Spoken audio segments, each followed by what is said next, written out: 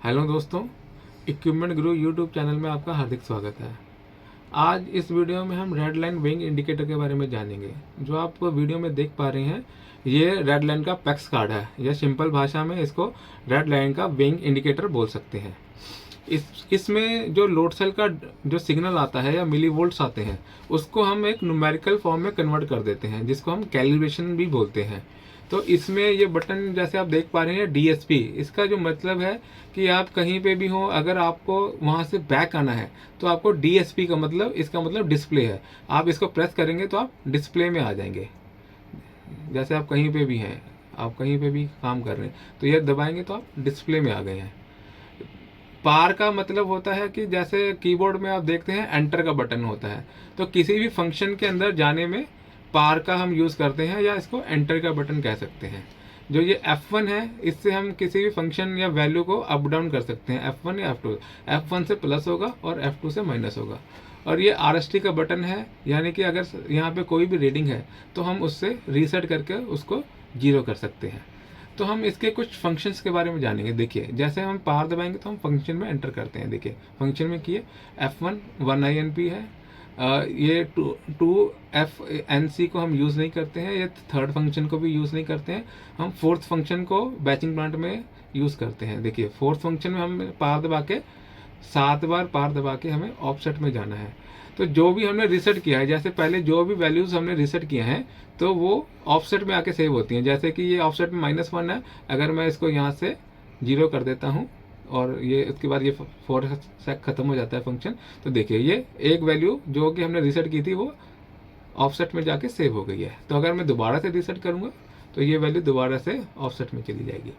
तो दूसरा फंक्शन हम यूज़ करते हैं वो होता है जी 9FS। इसमें ये जो देख पा रहे हैं, ये डिस्प्ले का लेवल का वैल्यू होता है। जितना आप कम ज़्यादा करेंगे, इसकी जो डिस्प्ले की ब्राइटनेस है उतनी ज़्यादा कम ज़्यादा होती रहेगी। तो आप जनरली इसको 12 पे सेट करेंगे तो अच्छा, इसका जो ब्राइटनेस है वो सही रहता है। और जो दूसरा फंक्शन ये कोड है, इसमें कोड में जब हम इसको 66 कर देंगे, 66 करके पार दबाएंगे तो इससे ये कार्ड दोबारा से अपनी फैक्ट्री सेटिंग में आ जाएगा। उसके बाद आपको दोबारा कैलिब्रेशन वगैरह सब कुछ इसका सेटिंग करना पड़ेगा। तो अब हम इसको डीएसपी करेंगे, हम इसको रिसेट नहीं करना, तो हम कहीं पे भी हो, बाहर बैक जाना हो तो डीएसपी या डिस्प्ले का बटन दबा देंगे तो ये हम बैक आ गए हैं। उसके बाद जो 8 पैरामीटर है, 8 आउट, इसको हम एनालॉग कैलिब्रेशन के लिए यूज़ करते हैं। फॉर एग्जांपल, जैसे हमारा कार्ड है तो कार्ड में जो रीडिंग आई उसमें तो हमने कैलिब्रेट कर दिया, और इसका हमने जो कैलिब्रेशन है वो सिस्टम में भी करना है, और एनालॉग जो कि कंप्यूटर का या जो पीएलसी का जो एनालॉग कार्ड है उसके साथ भी कैलिब्रेट करना है, या हमें सॉफ्टवेयर के साथ भी इसको कैलिब्रेट करना है। तो उसके लिए जो फंक्शन होता है वो 8 आउट होता है। तो इसमें देखेंगे तो ये टाइप है, टाइप 0 से 10 है। इसमें 4 टाइप का आता है। तो ये सब डिपेंड करता है कि आपका जो एनालॉग कार्ड लगा हुआ है पीएलसी में वो किस टाइप का है। तो हमारे केस में 0 से 10 वोल्ट इनपुट वाला कार्ड है, तो हम इसको 0 से 10 वोल्ट सिलेक्ट करेंगे। इसका मतलब ये है, जो इसका एनालॉग सिग्नल जा रहा है पीछे 15 और 16 नंबर टर्मिनल से, वहाँ से जो आउटपुट आएगी वो 0 से लेकर 10 वोल्ट तक रहेगी। उसके बाद जो ये फंक्शन है, ये इनपुट, इसमें हम इनपुट देते हैं। उसके बाद ये जो एलो वैल्यू है, इसका मतलब जो आप एनालॉग कैलिब्रेशन करेंगे उसमें जो सिस्टम में आप फीड करेंगे वो वैल्यू होगी -10, जो मिनिमम वैल्यू है। और जो ये हाई वैल्यू है, मतलब आप जो एनालॉग कैलिब्रेशन कर रहे हैं उसमें जो हाई वैल्यू आपके सॉफ्टवेयर में आपने जो डाली है वो 500 डाली है, और इस फंक्शन को हम यूज़ नहीं करते हैं। और ये हो गया है आपका 8 आउट का सेटिंग। और जो इसमें मेन इसके कॉन्फ़िगरेशंस करते हैं हम कार्ड का, वो करते हैं 1INP में। तो जो पहला फंक्शन है इसमें वो रेंज है, मतलब हमारा लोड सेल का रेंज क्या है, 0.02 मिलीवोल्ट पर वोल्ट। और सेकंड जो फंक्शन है डेसिमल, इसका मतलब होता है कि हम हमारा जो पॉइंट, जो डेसिमल पॉइंट है वो कितना है। अभी फॉर एग्जांपल अगर ये वाटर का है तो 0 है, अगर हमें एडमिक्सचर का करना है तो हम इसको 2 डेसिमल बढ़ा देंगे। इससे क्या होगा, जो अब वैल्यू आएगी ना, देखिए जो वैल्यू आएगी वो उसके बाद पॉइंट के बाद 2 डिजिट आ जाएंगे। जितना हम डेसिमल में बढ़ाएंगे उतना वैल्यू बढ़ जाएगा इसमें। तो अभी हम इसको दोबारा से पहले जैसा सेट कर देते हैं, डेसिमल में हम जो है वैल्यू को कम कर देते हैं।